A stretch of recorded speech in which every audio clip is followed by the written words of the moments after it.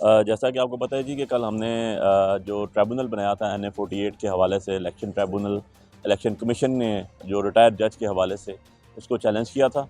और आज honourable Islamabad high court ने, चीफ जस्टिस साहब ने जो है ट्रिब्यूनल को जो है वो काम करने से रोक दिया, क्योंकि हमारी उसके अंदर अप्रीहेंशंस थी बहुत ज़्यादा, और बहुत से ऐसे एस्पेक्ट्स थे जो ECP ने, इलेक्शन कमीशन ऑफ पाकिस्तान ने जो ऑर्डर किए थे वो ऑर्डर लॉ के मुताबिक नहीं थे, बायस थे, और उसके अंदर से बहुत से और चीज़ें थी जो नुमायाँ थी, जिसके बाद हमने जो है वो रिट पटिशन फ़ाइल की इस्लामाबाद हाई कोर्ट में कल, जो आज फिक्स हुई ऑनरेबल चीफ जस्टिस साहब के पास। और उन्होंने जो रिटायर जज अब्दुल प्राचा साहब का ट्रिब्यूनल था NA 48 इस्लामाबाद के हवाले से मेरी इलेक्शन पटिशन के ऊपर उसको काम करने से रोक दिया और हुक्म इम्तनाई जारी कर दिए। तो सर क्या आपके साथ रिजर्वेशंस थी या खदशात थे?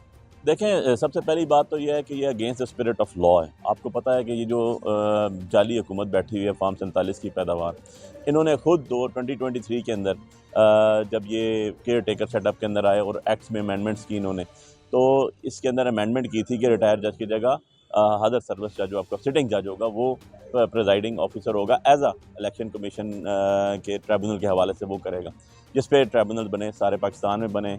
और लेकिन इस्लामाबाद वो वाहिद इलाका है जहाँ सबसे पहले एप्लीकेशन दी गई कि जी जो रिटर्न कैंडिडेट इन्होंने जाली बनाए उनकी तरफ से कि जी इनको हटाया जाए। और वजह उसमें क्या लिखी गई थी? वजह ये लिखी गई थी कि ये बहुत जल्दी कर रहे हैं फैसले, इनका जो है बहुत जल्दी ट्रायल कंपाइल कर रहे हैं। सो उसके ऊपर जो है ECP ने जब ट्रांसफ़र के लिए एप्लीकेशन ECP में गई और ECP ने ट्रांसफ़र किया, हमने उस टाइम भी चैलेंज किया था कि जी ये तो लॉ नहीं है। और आपको पता है पेंडेंसी के दौरान, उस रिट पटिशन की पेंडेंसी के दौरान जो है वो ऑर्डिनेंस आ गया कि जी रिटायर्ड जज होगा। फिर जब वो ऑर्डिनेंस है, हमने उस ऑर्डिनेंस को चैलेंज किया और उसमें ये प्ली ली थी कि रिट्रोस्पेक्टिव इफेक्ट नहीं हो सकता, ये होगा भी तो आगे एग्जीक्यूट होगा, आगे इंप्लीमेंट होगा, इन केसेस पे नहीं हो सकता। उनको फिर एक्ट लाना पड़ा और एक्ट में उन्होंने रिट्रोस्पेक्टिव इफेक्ट को भी उन्होंने कवर करने की कोशिश की, जिसको हमने दोबारा चैलेंज किया। अल्ट्रा वायरस जो थी सेक्शन 151 की, वो चैलेंज की। और उसके अंदर आपको याद होगा कि इस्लामाबाद हाई कोर्ट का ऑर्डर था कि जो हम इनकी एप्लीकेशंस, जो हमारे जाली रिटर्न कैंडिडेट्स थे, सो कॉल्ड रिटर्न कैंडिडेट्स थे, उनकी एप्लीकेशंस पे ट्रांसफ़र एप्लीकेशन दी गई रिटायर्ड जज को, उन्होंने उसको नल एंड वाइड करार दिया और उन्होंने कहा फ्रेश दोबारा इसको जो है करें, डिसाइड करें।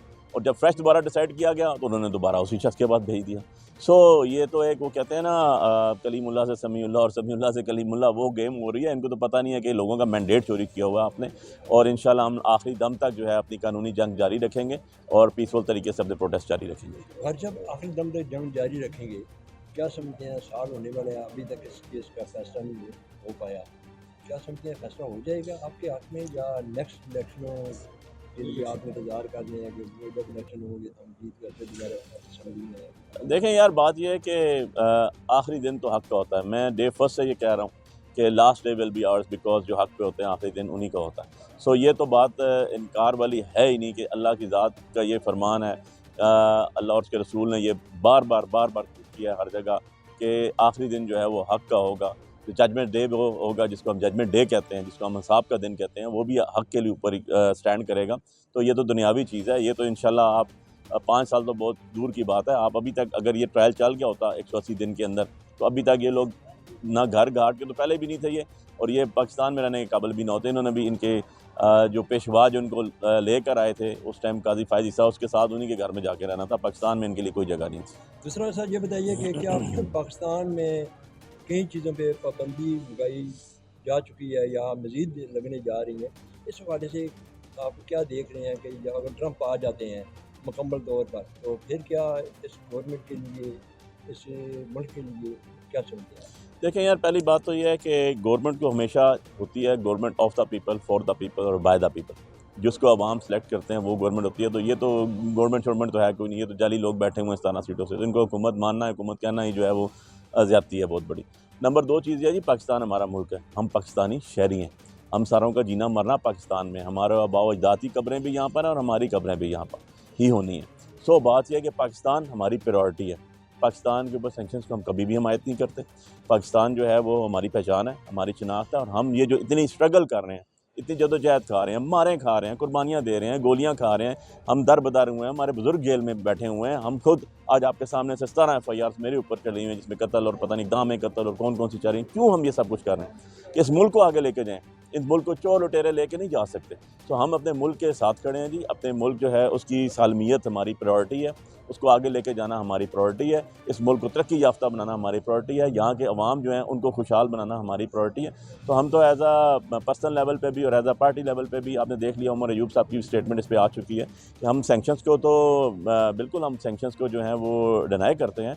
हम सैंक्शंस को जो है उसको हर लिहाज से उसकी जो है करते हैं, उसको हम उसको कंडेम करते हैं कि पाकिस्तान के वो सैंक्शंस किसी हवाले से जो है वो सही और दुरुस्त फैसला नहीं है। Thank you. Atish news Pakistan के सबसे बड़े न्यूज नेटवर्क का हिस्सा बनने का सुनहरी मौका। मुल्क भर से दर्ज झील आसामियों की जरूरत है।